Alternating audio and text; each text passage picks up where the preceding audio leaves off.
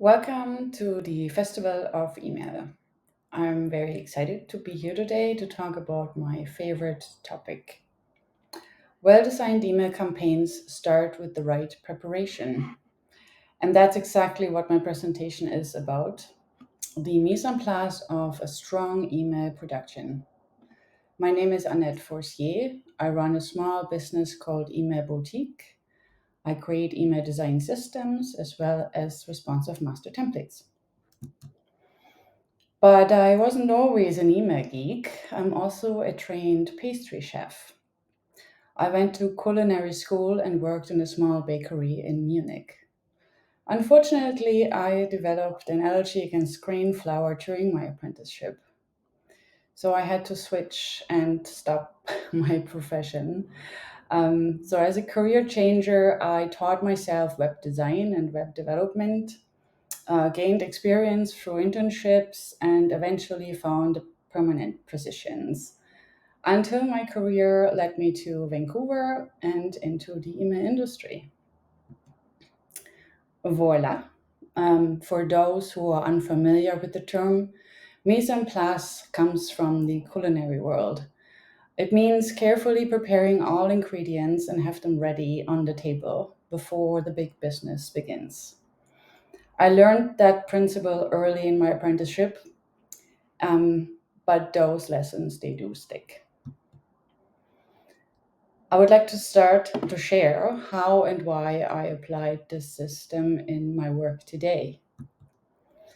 As an email designer and developer, I've worked across different industries, within startups to tech companies like Hootsuite or Shopify, as well as several agencies. I noticed again and again a very linear workflow with many dependencies on tasks and little room for quick changes later in the email production, which we all know will happen. We plan a strategy and set the goals. Then the idea goes to the designer who brings it to life visually. After that, design lands on the developers who are expected to implement it as pixel perfect as possible. But bringing a visual design from a design tool into live HTML and inboxes that do not follow the same standards is no easy task. If there's time for testing, we check whether the email looks good across all email platforms, and only then is it sent out via the email service provider. There are common problems in this linear process, and most of the time, important aspects and limitations of email clients are often considered only after the design has been approved. For example, when designers are creating on static canvases without taking the end device into account. By that, I meant designing for desktop and mobile, not only one of them. Yet, depending on the industry, more than 50% of all emails are opened in mobile devices today, something that should already be considered during the design process. It's similar with dark mode. Even though we lack precise numbers, usage is likely too high to be ignored, especially if accessibility is truly matters to us. Brand assets for emails should be tested for dark mode and accessibility and be part of every brand guideline. But so far, I haven't come across a single brand style guide that includes how brand assets are meant to be used in email marketing. On top of that, there are plenty of technical challenges with email clients. As mentioned, email clients do not follow any standards like we are used to by web browsers. Brand specific fonts are great for delivering a consistent design between email and landing pages. On websites, web fonts usually work without any issues. But unfortunately, that's not always the case in email. That's why we need to think ahead about which fallback fonts to use in case web fonts are not supported.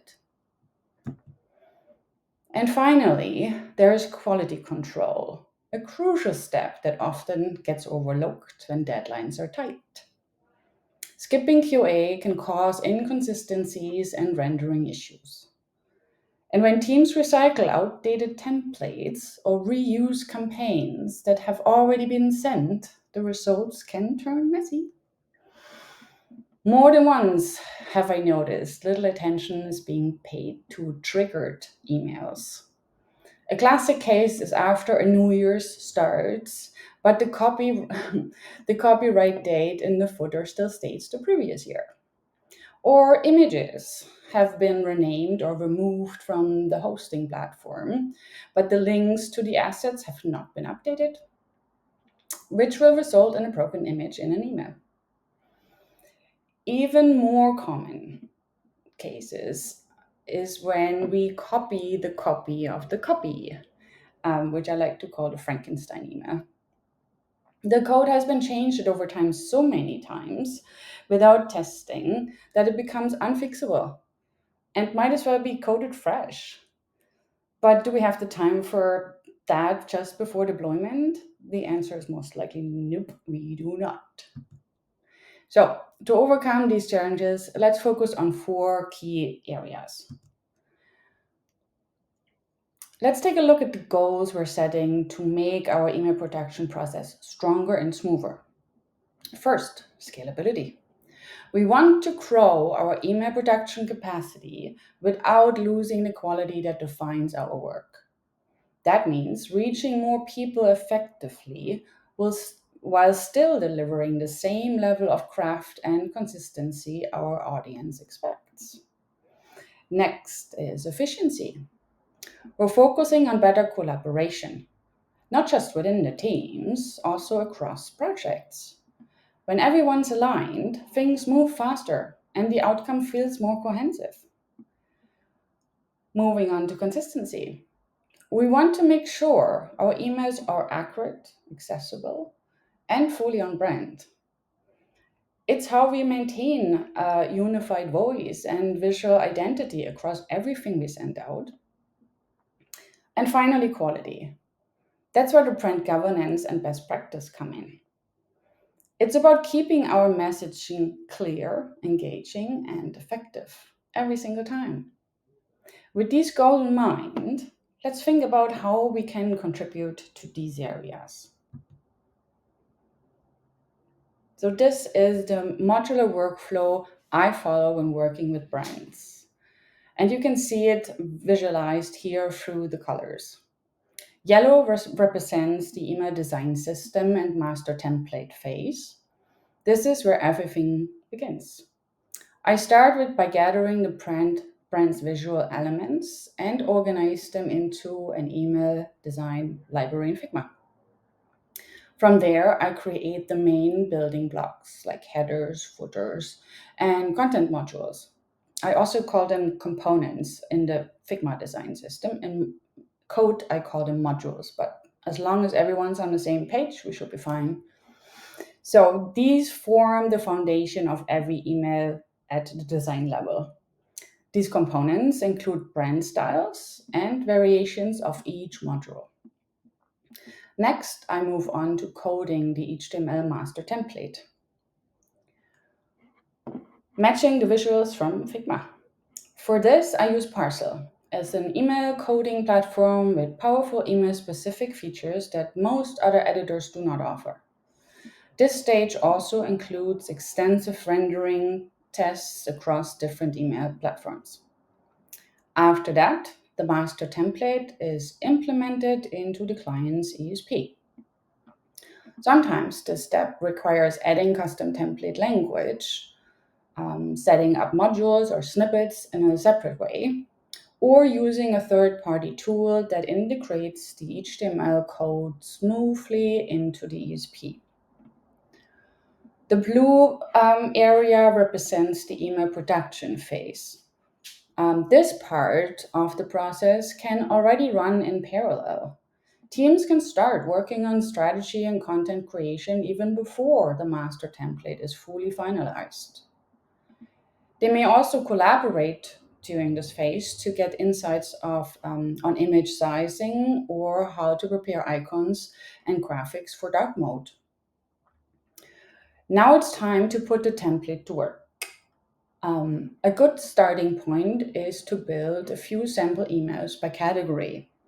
For example, a newsletter, welcome series, or online or offline events, or whatever is most pressing that needs to go out next is a very good start for that. Another round of rendering QA follows to ensure all modules align seamlessly with each other. I often recommend storing these sample emails with placeholder content in dedicated folders on the ESP, so they can easily be cloned or reused for production.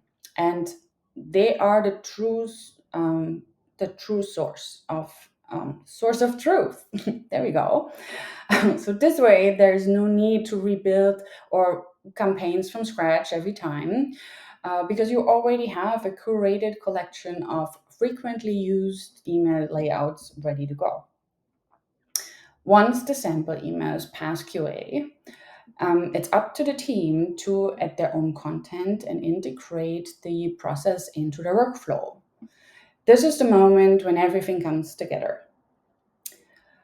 When live content comes in, some template adjustments or additional documentation may be needed, especially if character counts or image sizing require any alignments.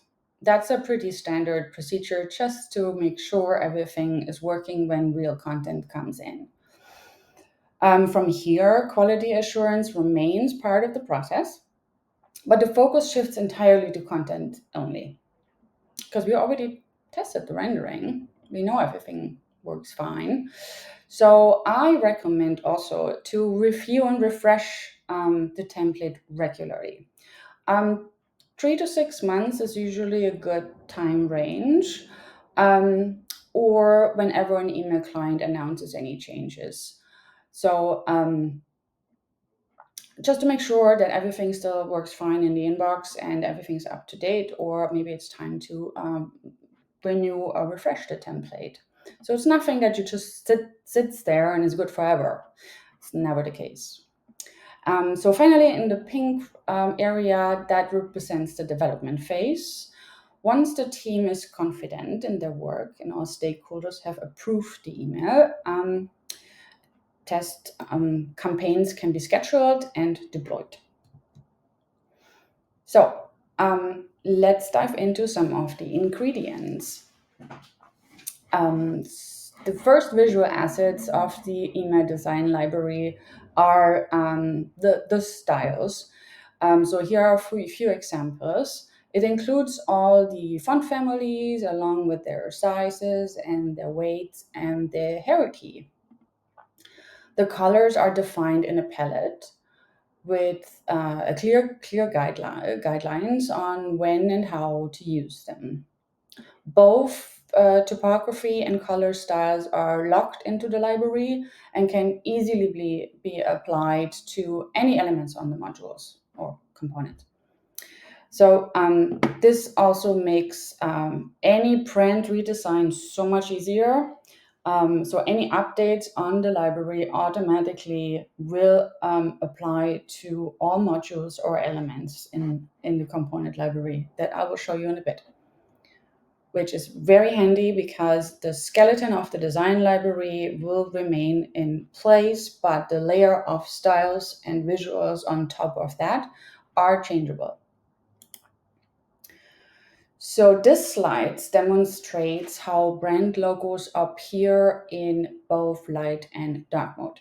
This is part of when I gather assets from my clients. As I mentioned earlier, some email clients don't support image swapping like we are used to on web. So if a logo is black or just white, we do have a problem. We need a logo version that that works on both light and dark backgrounds.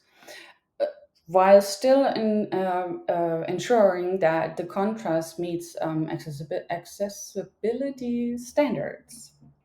Um, so if such a logo is not in place, this is the right time to reach out and talk to the brand team and raise that issue. I usually do this early when gathering the brand assets. Because it gives the team enough time to define and discuss what treatment they might want to apply to make this possible. That is within brand guidelines, and also add this to their documentation and make sure there is a part in the guidelines that define how we use assets in for email, because it's different than web and will always be. Another classic set of visuals are icons. They often come with transparent or black background. And as you can see here on the App Store badges, a simple and light outline can help balance the visuals so they appear equal on both light and dark mode. In the next block, we can see using a white background or a light gray background will also be a good solution to make them work on light and dark backgrounds. Colorful icons usually work well too, but when shadows are in place, as we can see them here on the UPS icons, they do disappear on dark mode. So that causes the icon to look like it's slightly off center.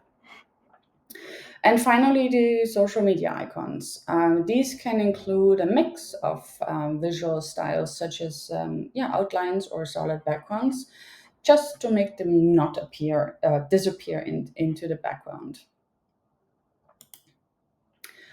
Now we're on to the recipe. This is essentially the skeleton of an email template on the design level. It's based on grid systems.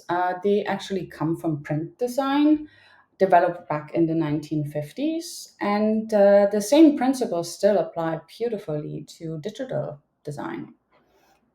A clear grid structure with fixed columns and spacing, rows creates order, readability, and consistency across the layout. It's what keeps everything aligned and visual balanced, no matter how complex the design becomes in the end. Once this is coded, it looks like this. So even before the final layout is complete, you can already see how the columns and rows adapt between desktop and mobile screens. Multi-column sections are stacked neatly, while others scale or adjust fluidly and fit the mobile view.